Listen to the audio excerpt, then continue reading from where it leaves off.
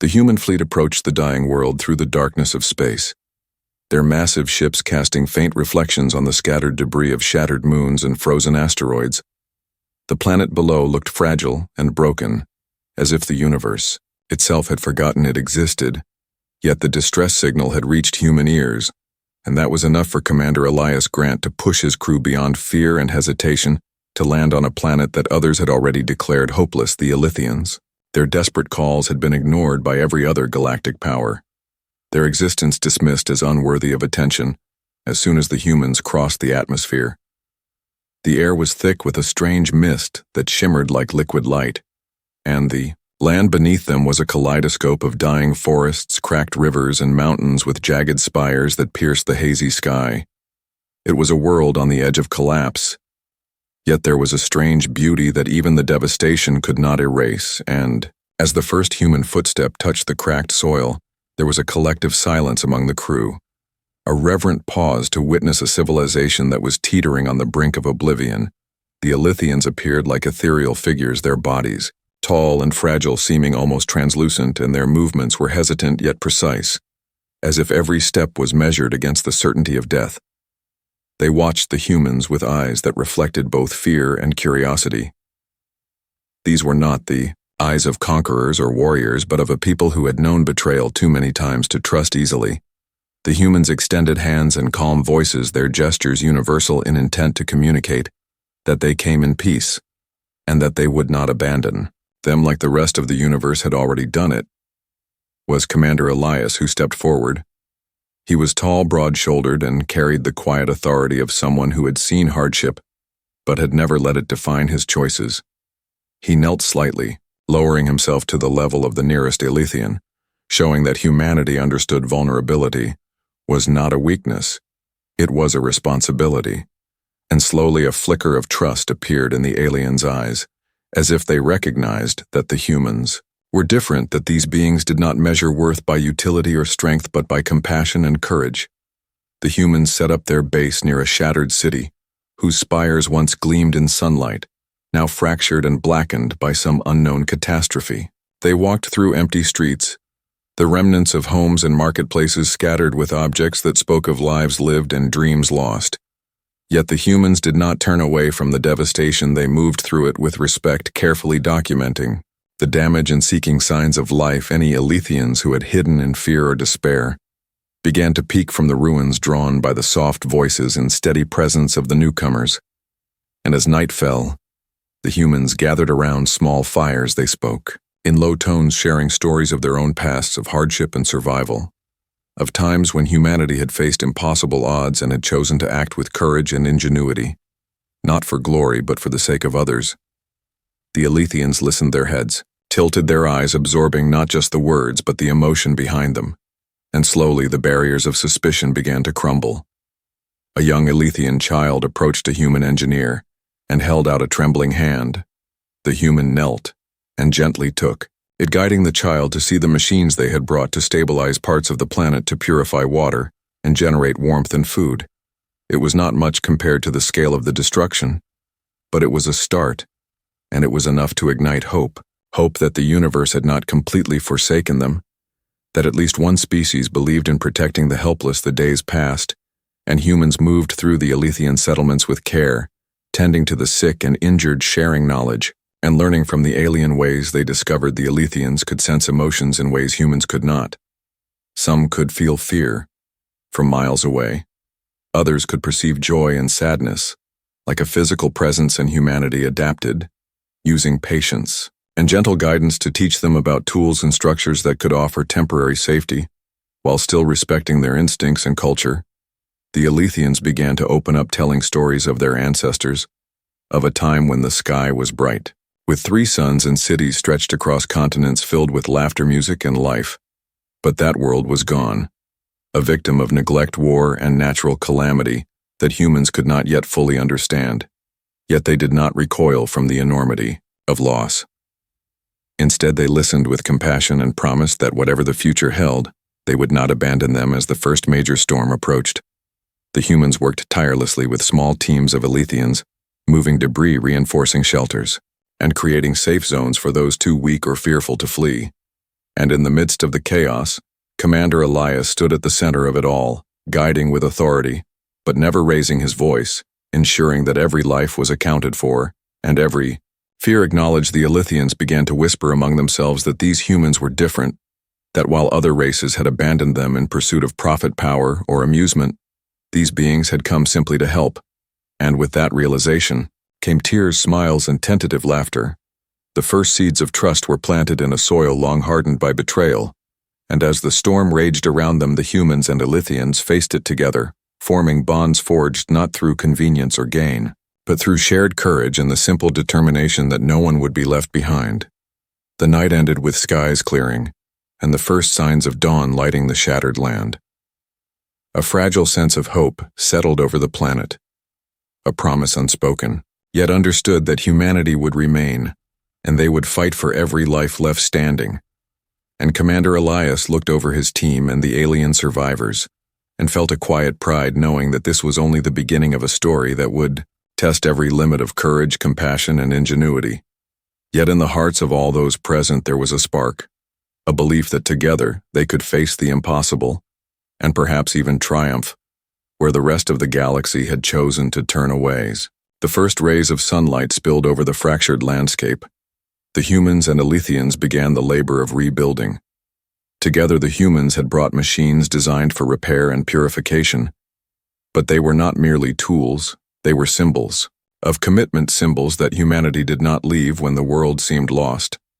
Engineers worked alongside the Elythians, showing them how to use energy converters to purify water from the poisoned rivers, and how to reinforce structures so that the next storm would not claim more lives. The aliens watched with wonder, and some with hesitation, for much of their culture had relied on natural harmony and instinct, rather than machines. Yet they trusted these humans, not because they had no choice, but because every human action carried respect for life. Every word carried patience and encouragement. Even the youngest human medics taught the children how to care for the sick without fear, and the children learned quickly, laughing at minor mistakes and delighting in small successes.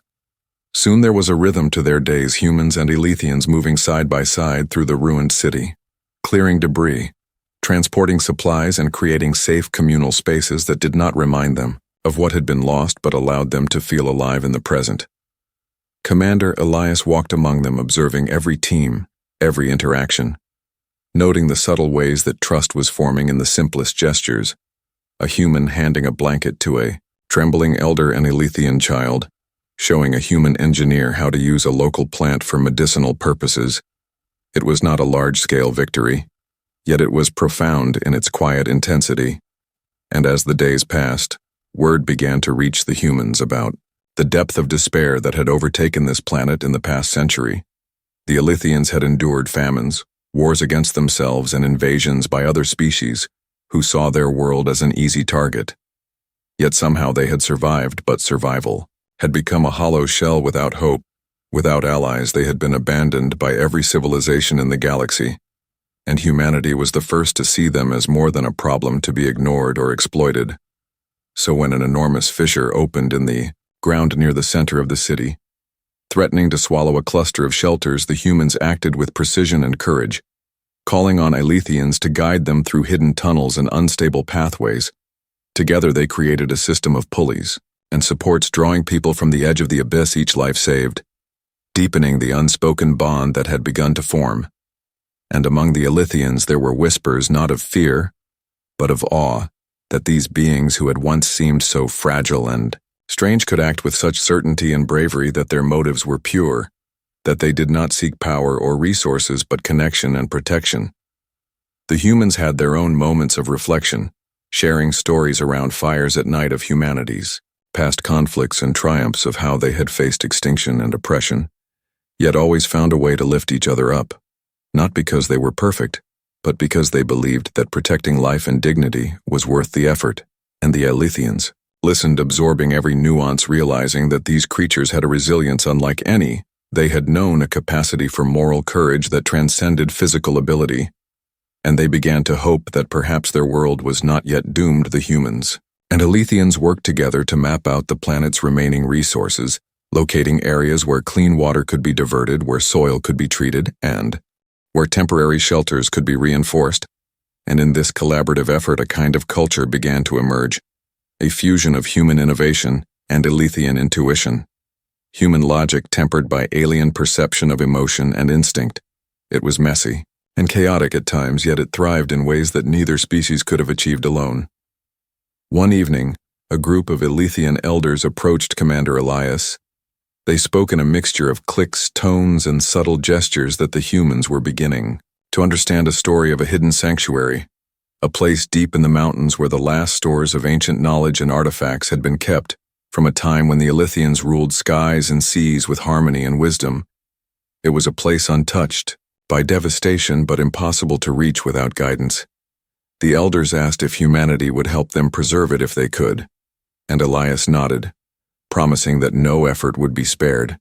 And in the days that followed, small teams of humans accompanied by Eleuthian guides traversed treacherous paths, scaling cliffs and crossing ravines carrying precious items from crumbling ruins to secure locations, each expedition building confidence and trust as they faced danger together. And in this process, the humans discovered the true depths of Eleuthian senses, perceiving energy fluctuations in the air, anticipating rock slides, and even sensing emotional currents among their own people. And the humans learned to read these signals, interpreting subtle shifts in posture, tone, and gaze. It was a dialogue without words, a partnership in its purest form. And as they returned with the last of the artifacts, the Eleuthians began to smile a new expression. For many of them, a mixture of relief, joy, and cautious hope. For the first time in decades, the planet felt alive. Not because it was healed, but because its people had found allies in the humans, a species that refused to abandon them even when every other had turned away. And with that renewed hope came daring plans. Humans and Eleuthians began to discuss ways to reclaim lost lands, to stabilize rivers, to replant forests, not as a fantasy, but as a possibility fueled by collaboration and courage.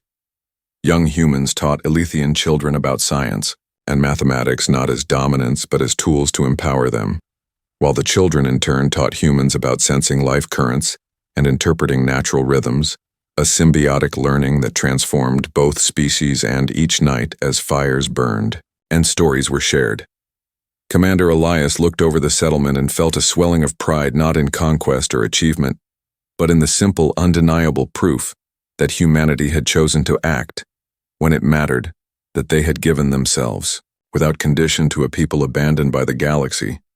And in that moment, the Eleuthians began to believe that the universe might not be as merciless as they had thought, that perhaps there was a species that could act with honor and courage. And as humans slept under alien stars and Eleuthians listened to the tales of endurance and empathy, they all sensed that this was only the beginning of a journey that would test every limit. Yet the seed of hope had been planted, and it would grow stronger, with every choice to protect every life together. The days grew longer, and the humans and Eleuthians settled into a rhythm of rebuilding and learning together. Yet far beyond the rebuilt settlements and purifying rivers, dangers stirred that neither species had anticipated. Rumors had begun to spread among the Eleuthians of shadows moving beyond the mountains of their ancestors, of strange ships scanning the planet from orbit, of mercenary fleets that hunted planets left weak by disease or war. Yet for the humans there was no hesitation. Every warning was a call to action, and Commander Elias gathered a council of human officers and Eleuthian leaders to prepare a defense strategy, not just for survival, but for protection of a people who had been abandoned repeatedly across generations. The council debated and planned, using a combination of human tactical foresight and Eleuthian instinctive knowledge of the land, and every path through the forests, every hidden crevice, every ancient cave became part of their strategy. They trained side by side, running drills that blended human combat techniques with Eleuthian energy sensing and camouflage skills. The humans learned to move silently, guided by alien perception, while the Eleuthians discovered the advantage of coordinated attacks and protective formations that the humans used in their wars, far from this world. Yet here, it was not about conquest, but preservation. The first encounter came one evening, when a sleek ship descended. Through the violet clouds scattering shadows over the mountains, the Eleuthians froze in fear, for these machines had brought only death in the past. But the humans stood firm, deploying sensors and drones to monitor the approach. Commander Elias coordinated, with Elethian scouts directing them to create false trails and diversions confusing the intruders. The first strike came, not with weapons, but with deception and intelligence drawing upon centuries of human military history and the Elethians' intuitive understanding of the planet. The attackers fell into traps not of violence but of ingenuity, cutting off supply lines, jamming communications, and using the terrain to their advantage. Yet the humans also showed mercy, capturing intruders alive to interrogate and learn their motives, which revealed that they were mercenaries hired by a distant empire that had already deemed the Elethians worthless. And this realization deepened the bond between the humans and their alien allies, for they saw clearly that humanity's commitment was not casual or temporary. It was moral. It was unshakable. And as days turned into weeks, both species grew stronger, learning from each skirmish, combining strategies, experimenting with technology and natural abilities in ways neither would have imagined. The Elethians adapted human tools with alien ingenuity, crafting sensors that could detect even the faintest energy fluctuations in the air, while humans modified their drones to mimic natural creatures, allowing them to scout without being seen. The settlements transformed into fortresses of collaboration, living laboratories where life was studied, preserved, and defended. The morale of both species surged as they realized that together they could overcome threats that would have crushed them separately. The Elethian elders began telling stories of ancient guardians who once protected the planet, and the humans realized that in a way, they were becoming those guardians not through domination, but through partnership and care. Yet amidst the victories, there were sacrifices. Small and large humans and Elethians alike were injured or lost in dangerous missions, through narrow caverns, under collapsing cliffs, and in ambushes orchestrated by the mercenaries. Each loss was mourned, but each life saved strengthened the resolve, and with every challenge faced together, humans and Elethians discovered strengths they had not known within themselves. The humans marveled at the alien capacity for endurance, sensing shifts in the environment, predicting threats with what seemed like precognition, while the Elethians were awed by the human ability to remain calm under pressure, to coordinate vast operations, and to innovate under fire. They laughed together when mistakes were made and celebrated quietly when a plan succeeded beyond expectation. The bond became unspoken and absolute. In the quiet hours, they shared stories of their past, civilizations, of mistakes and triumphs, of hope and despair. And in these stories, the Elethians saw reflections of their own culture and began to imagine a future where survival was not merely existence but flourishing. And then came the turning point. A massive force descended from orbit, hundreds of mercenary ships carrying advanced weaponry, with intent not just to scout but to annihilate. And the humans responded immediately, orchestrating a defense that relied not only on firepower, but on tactics that leveraged alien terrain and human ingenuity. The Elethians guided mobile units through mountain passes, while humans coordinated electronic warfare and communication, jamming together, creating a dynamic battlefield that confused and slowed the enemy. Every move and countermove tested their coordination and their trust. And in the midst of the battle, Commander Elias led a team to disable the main weapon platform, a mission that required stealth, courage, and complete reliance on Elethian guidance. Every step through the crumbling bridges and jagged cliffs was a test of nerve. Yet the humans moved with precision, and the Elethians sensed dangers that eyes could not see together, disabling the platform just as reinforcements were about to overwhelm the settlement. The enemy retreated, and in the aftermath, the humans and Elethians counted their losses, celebrated their courage, and planned for the inevitable next attack. Yet this battle had changed something profound. The Elethians, who had once doubted their own worth, now saw that a species that could act with such courage and selflessness could be trusted without reservation. They began to train their young not just to survive but to fight with honor, to innovate, to cooperate, and to protect, because they had seen the example set by humanity, and the humans understood that their role was no longer optional. They were now permanent allies, guardians of a race that had known only abandonment for centuries. And as the sun rose over the shattered mountains, illuminating both human and Elethian faces, there was a shared sense of purpose and anticipation for the challenges ahead, for they knew that the universe would not forget a species that had refused to abandon another, and they also knew that the real test of their partnership had only just begun. The threat that had once seemed distant now loomed above them in overwhelming numbers, yet the humans and Elethians did not falter. Instead, they mobilized with a unity that had been forged through hardship and shared sacrifice. The air vibrated with anticipation as the fleets descended like a storm over the purple plains and jagged cliffs, and Commander Elias stood at the forefront, coordinating movements with calm precision. Human squads flanked by Elethian units moved into position sensors, scanning the horizon, detecting the faintest tremors or shifts in energy. The Elethians whispered to one another, in a language humans did not understand. Yet somehow the humans felt the rhythm of their thoughts, timing their strikes with the alien. Intuition. The first wave of attack struck from orbit, and it was chaos. Lasers and missiles carved swaths through the forests and hills. Yet humans had taught the Elethians to build fortifications that merged with the landscape. Tunnels and hidden bunkers allowed the defenders to vanish from view, only to emerge at the exact moment when advantage could be taken.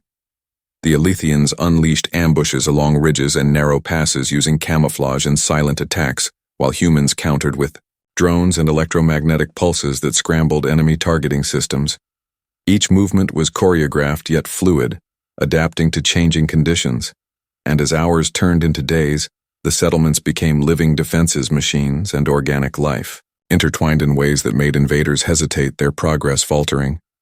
Yet the human leadership knew that this was only the beginning.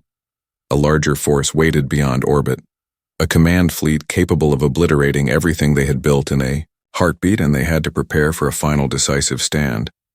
The Elethians watched the humans as they worked tirelessly, developing strategies that combined alien technology with human engineering, bridging the gaps that had once seemed insurmountable. Young Elethians trained in human tactics, and human soldiers learned to sense energy fluctuations, guiding their intuition through landscapes that had once seemed impossible to navigate together. They created traps and fallback points that would allow them to defend every settlement, every river, every cliffside with minimal loss of life. The bond between the species deepened not just in battle but in shared creativity, in shared hope. They laughed at mistakes and encouraged each other in ways that had never existed among the Elethians alone. And in quiet moments they shared stories of past defeats, teaching each other lessons of endurance, patience, and adaptability. Yet the humans never allowed complacency. The enemy would not stop, and the Elethians understood that their survival depended not only on strength, but on the willingness to make hard choices to protect the young, the weak, the innocent. And so the humans became teachers, mentors, and protectors, showing the Elethians that courage was not reckless, it was precise, calculated. It was the willingness to stand for those who could not stand for themselves. And then came the moment that would define the planet. A massive command ship broke through the atmosphere, massive, enough to blot out the sun, its weapons capable of leveling entire cities in seconds. Yet the humans and Elethians did not retreat. They had prepared for this inevitability. The command ship descended over the largest settlement, and Commander Elias directed the humans into coordinated strikes, using the terrain to funnel enemy forces into kill zones, while the Elethians guided energy disruptors to disable the ship's shields. The battle raged for hours, both sides testing limits of endurance and strategy. The ground shook and the sky burned, yet no human faltered and no Elethian wavered their unity, a single force moving with a purpose that defied the odds. Finally, the ship's defenses began to fail, and a squad led by Elias infiltrated the command vessel, moving through corridors of alien metal and fire, guided by Elethians whose senses could detect the faintest vibrations. Every step was perilous, yet with every obstacle they overcame. The bond of trust deepened the crew, neutralized the core, and sent the vessel crashing into the ocean beyond the settlement in a shower of fire and debris. As the smoke cleared, humans and Elethians stood together surveying the devastation. Yet there was a quiet triumph in their hearts. They had survived, they had protected their people, and they had proven that even in the face of overwhelming odds, humanity could inspire courage in those who had long believed themselves doomed. Yet the cost was heavy. Lives had been lost, and the young Elethians looked to the humans with questions of what would happen next. Elias spoke to them not with empty words but with the truth that even though victory was theirs, the universe would always test them. Yet they had learned resilience. They had learned courage. and they had learned that unity was more powerful than fear. And in the days that followed, the humans and Elethians rebuilt what had been destroyed, merging technology and culture in ways that celebrated life rather than simply defending. The children played among the ruins, learning from soldiers and elders alike. The humans taught them mathematics, strategy, and empathy, while the Elethians showed them how to sense the world in ways humans could barely comprehend. It was a period of growth, of trust, and of imagining a future where the planet was not merely a home to survivors, but a cradle of strength and innovation. Yet even in these moments of peace, the humans never relaxed their vigilance, because they knew that in the vast universe there would always be those who underestimated humanity, those who believed they could abandon others without consequence. And the Elethians had come to understand that humanity's presence was not temporary. It was a statement. It was a warning and a promise that no matter how dire the odds, no matter how abandoned a species may feel, humanity would stand and protect, would teach and inspire. And in the quiet nights, as the twin moons rose over mountains and oceans, the Elethians would sometimes whisper to one another about the humans who had refused to abandon them. And in those whispers there was awe, respect, and an understanding that perhaps the universe had underestimated one species too long, that perhaps the patience, resilience, and courage of humanity could indeed change the destiny of worlds. And as the first stars of the night appeared over the rebuilt settlements, the humans and Elethians alike looked upward, knowing that the battles to come would not be easy. Yet for the first time in centuries they felt hope not as a fragile wish but as a certainty that together they could face anything. The calm after the battle was deceptive as the humans and Elethians worked tirelessly to rebuild what had been lost, yet the universe had not forgotten the planet, nor had it forgiven the audacity of two species standing together against impossible odds. Reports arrived from orbit sensors picking up signals from distant fleets moving toward the planet faster than anyone had anticipated. Humanity understood that victory had drawn attention both curious and hostile. The Council of Allied Races had sent envoys in cloaked vessels to observe the planet, their messages polite but firm, warning that humanity's interference with the Elethians could have consequences beyond imagination. Yet the humans did not waver. They sent ambassadors not just to explain their presence, but to demonstrate their intent.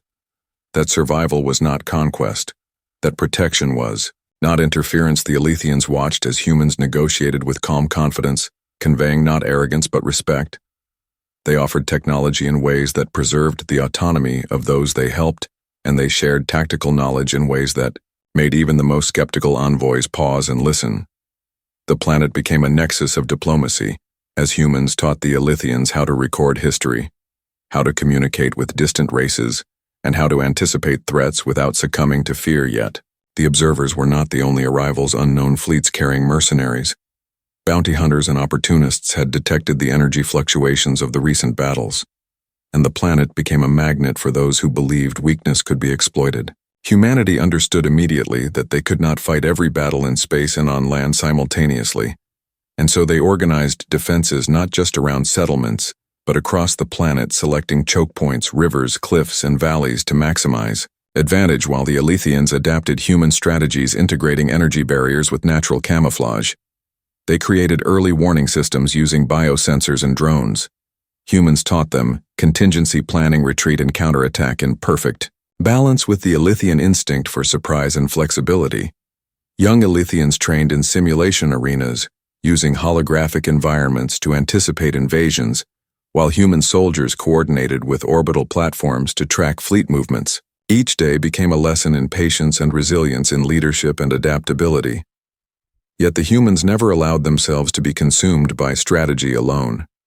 They nurtured the culture of the Elethians, preserving festivals, languages, and rituals, even as they introduced new ideas, ways to record stories of heroism and endurance in classrooms and fields, where both species learned side by side.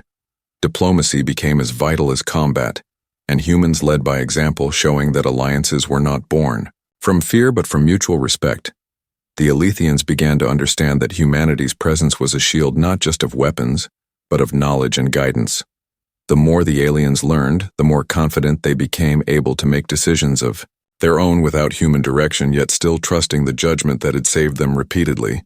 And then came the revelation that would test both species in ways no training could prepare them. Dormant species that had long been thought extinct reawakened far beyond the outskirts of the planetary system, its vessels enormous and strange, pulsing with energy that defied human sensors. Even the Elythians could not fully comprehend the scale of their technology, and the first signals that reached the planet were warnings that spoke not in words but in thought. Vibrations of intent and power, so immense that every communication system faltered, yet the humans did not panic. Commander Elias convened a council of leaders, both human and Elythian, discussing probabilities of engagement and potential consequences. The Elythians marveled at how humans remained composed, breaking down possibilities in sequence, weighing risks without succumbing. To despair, they suggested strategies that relied not on brute force, but on deception, misdirection, and leveraging allies across the galaxy. Humans mobilized a fleet of rapid strike ships designed to delay or mislead, while the Elythians prepared planetary shields and evacuation protocols for non-combatants at the same time. Humans reached out to distant races that had remained neutral during the previous conflict, offering assurances and shared objectives, persuading allies to position themselves strategically without creating a threat of war. Their reputation for fairness, courage, and ingenuity was spreading faster than any fleet could travel, and as the new threat approached the planet, there was a sense of controlled anticipation. The humans led drills and simulations, showing that the Elythians were capable defenders while also teaching them to anticipate the enemy's psychology. The unknown species seemed to value efficiency above all. Yet humans demonstrated that unpredictability and empathy could create openings where brute power could not.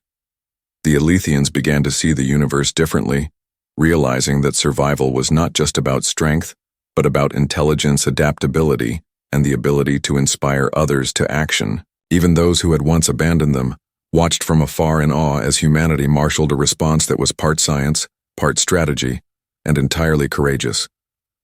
The young Elythians, who had once trembled at the thought of abandonment, now trained with purpose, understanding that their species could endure not simply because humans were present, but because they had learned resilience from them. And in the quiet hours of the night when the twin moons cast silver light over rebuilt cities, humans and Elythians shared stories of battles and victories, of lessons learned and sacrifices made. They spoke of friends lost and hope gained, of futures yet uncharted. Yet in every conversation, there was an understanding that the true test was not survival against an immediate threat, but the ability to maintain integrity and courage when the universe itself watched and judged.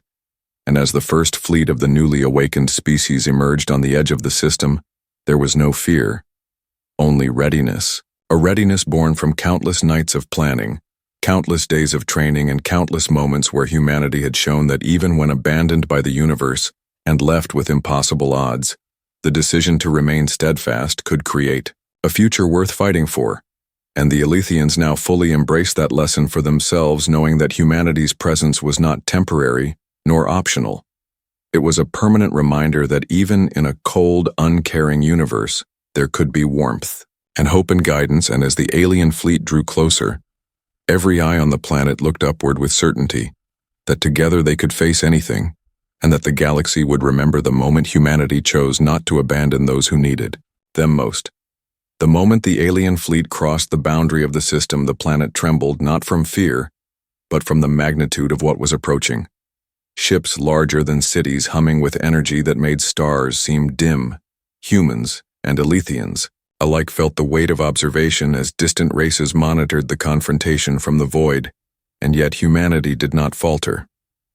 Commander Elias moved through the command center, speaking with officers, translating complex signals into actionable intelligence. The Elythians watched as humans remained calm, explaining patterns, predicting maneuvers, analyzing frequencies of weapons, energy, and communication. The young Elythians were astonished at the speed of processing, at the clarity of decision-making, and at the way humans balanced caution with audacity. Every ship in orbit was positioned not for immediate attack, but for control of terrain. The humans knew the advantage of patience. They had taught the Elythians that survival was not measured in victories, but in the ability to choose when and where to fight. Humans deployed cloaked reconnaissance drones to map the alien fleet, moving in formations that suggested both discipline and ruthlessness. Yet there was a rhythm to their deployment that hinted at uncertainty. That rhythm became a key to understanding humans gathered the Alethians in council chambers, showing holographic displays of alien energy signatures, explaining how every movement was a message, every pause, a calculation. They drilled the Alethians not just in combat techniques, but in perception of intent, teaching them that insight could be a weapon as formidable as any gun or missile. Young Alethians ran simulations, while humans guided their decisions, sometimes correcting, sometimes allowing mistakes, knowing that growth came from experience, not mere instruction. Meanwhile, Commander Elias initiated contact with the alien fleet, broadcasting signals of peace intelligence and a display of humanity's willingness to negotiate. Yet the aliens responded with silence, not aggression, yet not diplomacy. Just a presence that made the planet itself seem small. As days passed, tension grew, but humans continued training, fortifying cities with energy shields, combining Alethian biotechnology with human engineering, making structures that could withstand bombardments that no single species could have designed alone. They built escape corridors disguised as natural formations, teaching civilians to move and survive. Without panic, the Alethians began to understand that humanity's strength was not just in weapons or numbers, but in the ability to foresee and prepare to adapt to anything. They watched humans coordinating orbital defense grids with ground forces. The way humans predicted the alien fleet's pattern, sometimes without sensors, sometimes relying on intuition alone.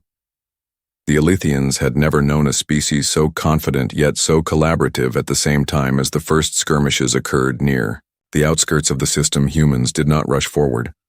They allowed small encounters to happen, monitoring outcomes, adjusting strategies, and preserving their main forces for the decisive moment. Every loss was analyzed, every decision evaluated, not to punish but to teach the Alethians that every mistake could be converted into knowledge. The aliens unleashed their first massive strike on an uninhabited research station. It was obliterated, yet the humans had predicted it. The loss was calculated, and used to lure the fleet into a position where humans could deploy countermeasures without risking civilians. The Alethians began to see the elegance of human tactics, a blend of sacrifice and foresight, and then came the moment that would define the planet's destiny. The alien fleet attempted to breach the primary orbital defense line. They deployed energy waves that would have crippled conventional shields. Yet humans had anticipated the pattern, creating interference, using Alethian biofields. Combined with human energy modulation, the waves were diffused and redirected into empty space. The fleet was forced to retreat momentarily, giving humans and Alethians precious time to reinforce their positions. The Alethians were awed not just by the technology but by the calm under pressure, the strategic patience, the willingness to endure minor setbacks for the sake of ultimate success. It became clear that the humans were teaching them more than defense. They were teaching them how to become a species that could survive and thrive in a hostile universe. The communication channels between humans and distant allies became active networks of coordination, ensuring that reinforcements could arrive in hours rather than days. Alethians marveled at the speed of decision-making, the efficiency of resource distribution, the way humans maintained morale. Even in the face of potential annihilation, children continued to learn history, art, and science, knowing that survival was not just about combat but about culture and identity. And as the alien fleet regrouped, humanity prepared the Alethians for the coming assault, teaching them not only how to fight, but how to understand their enemy, how to anticipate moves based on patterns of energy signatures, on observed behavior, on the subtle shifts of vibration and sound. Every Alethian soldier began to move, not as an individual, but as part of a larger organism, a collective intelligence guided by human teaching, yet enriched with their own instincts. Finally, when the alien fleet launched its main strike, the humans and Alethians were ready. Each orbital cannon, each energy shield, each tactical squad acted in perfect harmony. The humans had trained the Alethians to act without hesitation, to make decisions in real time, to trust their instincts while relying on collective intelligence. The battle was brutal, yet controlled, each move deliberate, each counter measured. And then the aliens did something unexpected. They paused. The humans detected it not because of sensors but because of intuition honed through decades of experience reading. intention, understanding strategy. The pause allowed humans to communicate across the fleet, initiating a coordinated maneuver that targeted weaknesses in the alien formation, exploiting timing and misalignment. They moved not to destroy recklessly, but to demonstrate capability, control, and mercy. The Elythians watched in awe as humans led an entire species in a dance of war that was as much about survival as it was about demonstrating honor and discipline. The aliens finally withdrew, not defeated, but convinced that this planet and its people were not to be underestimated. Humanity had not only protected the Elythians, but had elevated them, showing that even when the universe turned its back, there were species capable of endurance, courage, intelligence, and compassion. And as the dust settled and the stars blinked in silence, humans and Elythians alike understood that the universe would remember this moment, that the legacy of perseverance and collaboration was now theirs to carry, and the young Elythians, who had once cowered in fear, now stood tall, knowing that they would never again be abandoned, and that they were no longer simply survivors but participants in a story written by courage, guidance, and an unwavering refusal to yield. The moment had arrived when all the lessons the humans had taught the Elythians would be tested, not in simulations, not in controlled skirmishes, but in the very reality of survival. As the alien fleet returned with the weight of vengeance and superiority, the humans had not been idle. They had spent the intervening weeks fortifying cities, constructing new defensive networks, training the Elythians in coordination and in trust-building systems of communication that transcended language, relying on intuition, energy patterns, and subtle signals that even the aliens could not predict. Civilians were moved to underground sanctuaries and hidden habitats, while the young and old were taught how to contribute to survival in ways that were creative, intelligent, and adaptive. Humans and Elythians worked side by side, sharing knowledge, technology, and culture, teaching each other not just to fight but to think, to anticipate, to endure, and to hope. Commander Elias walked along the command bridge, observing young Elythian cadets as they coordinated orbital drones, linking them with human sensor networks and energy shields. It was not just a display of defense, it was a demonstration of confidence. The aliens arrived like a dark storm moving through the system, sweeping with energy waves capable of annihilating entire fleets. Yet the humans had studied their patterns, their pauses, their accelerations. The Elythians observed how humans adjusted formations constantly, how humans made sacrifices without panic, and how they predicted moves that seemed impossible to anticipate. The first wave struck the outer stations, and yet humans had prepared escape corridors and decoys. The losses were minimal compared to the potential devastation. The Elythians felt a mixture of fear and awe as humans calmly countered every strike, predicting enemy maneuvers with precision. Every decision a blend of logic, intuition, and experience the humans had taught them. Not to panic, not to fight blindly, but to understand the rhythm of war and the intentions of the enemy. And then came the turning point. The aliens attempted a flanking maneuver, a coordinated assault designed to break the defenses in a single blow. Humans had already anticipated this. They had created layers of traps using energy fields, misdirection, and precise orbital strikes to force the aliens into corridors where their numbers counted for nothing, and where human and Elythian forces could strike with devastating accuracy.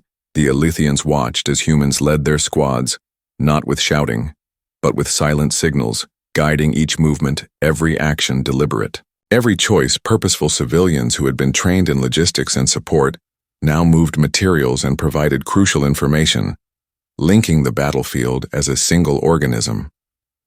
The aliens realized too late that the humans were not fighting alone, that the entire planet and its people were united in a single purpose, and that every strike they delivered was anticipated, countered, and used against them. The young Elythians felt their fear melt into determination as they executed maneuvers.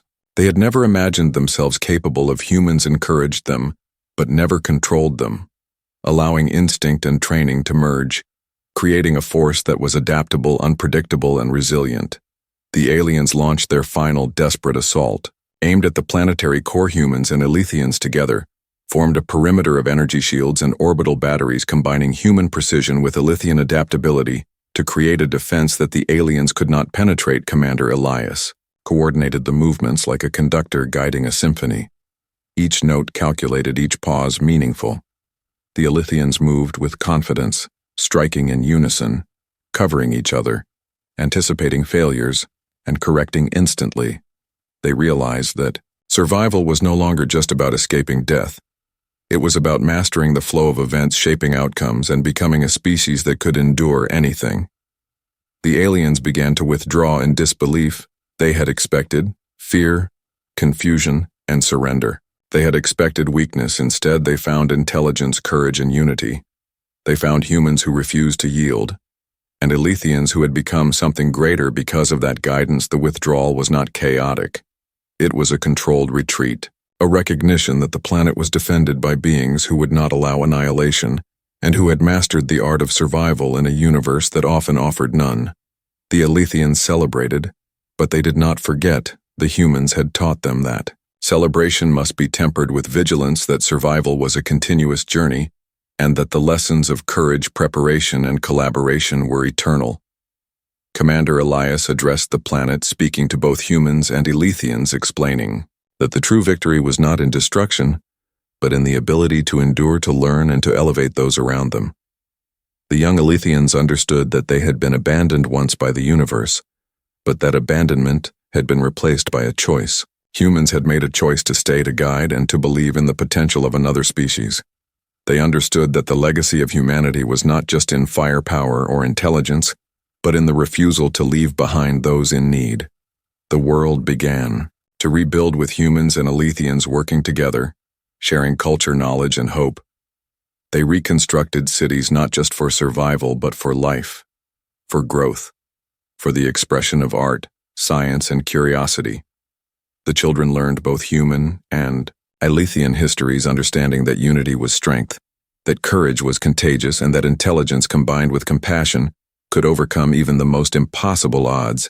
As the stars blinked above the planet and the alien fleet disappeared into the darkness, humans prepared to leave, knowing their work was done, but their presence would never be forgotten.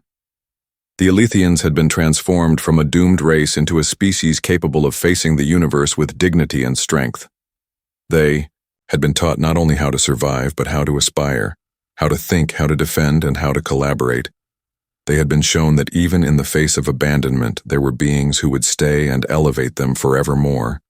And when humanity departed, the planet glowed not just with the energy of technology or shields, but with the spirit of unity, courage, and knowledge, a testament to the fact that no species would ever again be truly abandoned, that the universe had witnessed the power of hope guided by intellect and heart, and that the story of the humans and the Elythians would be told across the stars as a legacy of endurance, determination, and the unwavering refusal to leave behind those in need. The planet would remember the names, the faces, the lessons, and the sacrifices, and the Elythians would rise as guardians of their world, capable of facing any challenge, knowing that humans had shown them what it meant to be truly great.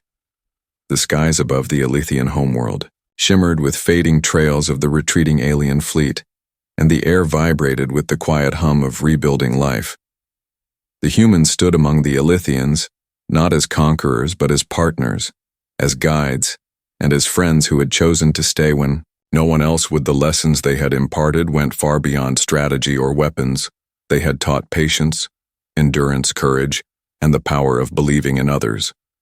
The Elythians moved through their cities with newfound purpose, every corner a reminder of survival, every sound a note of hope. The children ran through streets that had been scarred by war, but now bloomed with gardens and lights and music. The elders shared tales of the humans who had stayed, who had risked everything for beings they barely knew, and the stories spread not just as history but as legend, a reminder that when the universe turned its back, there could still be those who would stand firm. Humans walked alongside their Elythian friends, teaching them not only how to defend themselves but how to create, how to dream, how to shape a civilization that could endure the unpredictable chaos of the stars. They showed them that strength was not measured by the power to destroy but by the will to protect, the ability to unite, and the courage to face impossibilities together. The planet pulsed with life and intelligence, a living testament to collaboration, hope, and resilience. Every Elythian heart carried the imprint of humanity's presence. Every mind absorbed the understanding that abandonment was not inevitable, that compassion and skill could bend the tides of fate, that even in the face of extinction, there was a path to rise above fear and despair. And as the humans prepared to depart, their ships gleaming in the twin suns of the Elythian world, the alien race gathered to watch, to honor, to remember. The departure was silent, but it spoke louder than words. The humans had come not to rule, but to elevate, to inspire, to leave behind a legacy that would resonate through generations, that would shape not only survival but identity and purpose. The Elythians now understood their strength was not merely in technology or numbers, but in unity, courage and knowledge. Their gaze toward the stars was steady, fearless, and filled with a promise that they would carry forward the teachings of those who had chosen to remain when all others had fled. The winds whispered through the cities, carrying echoes of laughter, learning, and resolve, and somewhere across the vast void the humans looked back once and smiled, knowing they had left more than safety behind.